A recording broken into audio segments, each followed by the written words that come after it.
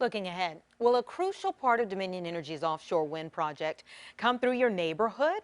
Company leaders say they don't know for sure until they hear from you. A total of 4 public meetings will be held in the next 2 days on this subject. 10 of your side's Brett Hall explains exactly what they are looking to do. 27 miles off the coast of Virginia Beach, 2 wind turbines standing more than 600 feet tall are spinning away, harvesting the wind, creating enough power to run 7,000 homes, and by 2026. We'll have 188 huge wind turbines off the coast of Virginia Beach, and it will be the largest offshore wind project of its kind in the U.S.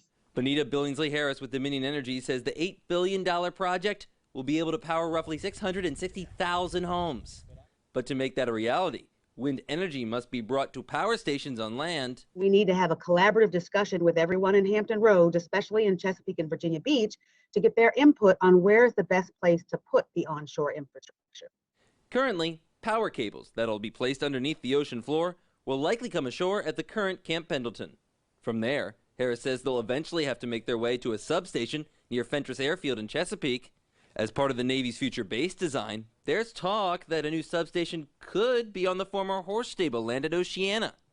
And I'm not ready to dive into a lot of detail about the following, but it is a nascent relationship with Dominion Energy to support their coastal Virginia offshore wind program.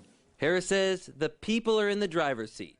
Would they prefer the cables to be above ground or under? And what about using public spaces? We are in listen and learn mode and gathering input from individuals. Either way, construction is expected to ramp up in 2024. Again, there will be 4 meetings over the next 2 days to discuss all of this. To find the links to join the virtual meetings, go on to our website, wavy.com. Brett Hall, 10 on your side.